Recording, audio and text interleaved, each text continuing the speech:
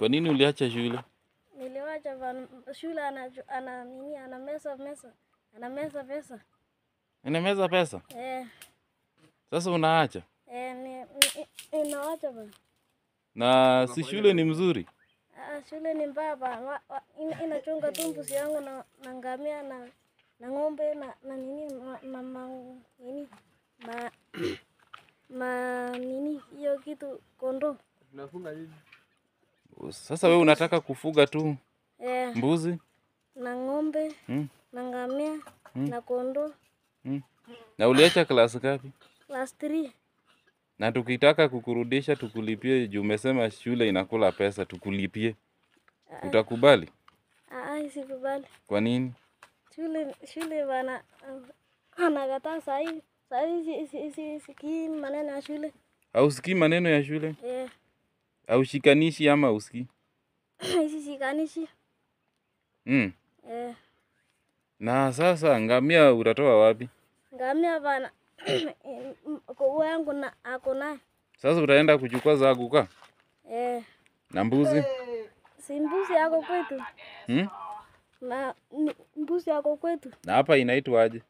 Hapa? Si hapa ni kwa pasta. Hii area inaitwa aje? Kopeo. Kopeo? Iko constituency gani?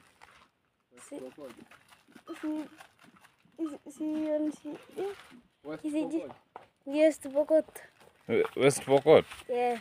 Huku si West Pokot. Huku ni North Pokot. North Pokot? Ulikuwa unasoma shule gani? Kopeo. Kopeo? Hiyo Kopeo ni wapi? Ako Mpelo huko. Na tukiamua kukurudisha shule huwezi kubali? Sikubali. Si tunakupeleka ndio at least usome kidogo. Tunaona watu wako hawajui Kiswahili juu hawakuenda shule. Shule bani sielewi maleta ile ya. Utaelewa tu, utakuwa unasaidiwa, mwalimu atakufunza hadi ujue. Bana wacha nichunge tu mbuzi yangu na ngamia. Hiyo ni wacha rudi shule. Sirudi bana, wacha niende tu. Sasa kwa hii area huyu ndio moja ya wale walikanyaga shule ama waliweza kuenda shule wakajua Kiswahili. Ni 0.1% wa wale wenye wanaweza ongea Kiswahili kule North Pokot. Na amekataa shule kabisa, haezi enda. Haya anataka kuchunga ngamia, na mbuzi, na ng'ombe, na kondoo.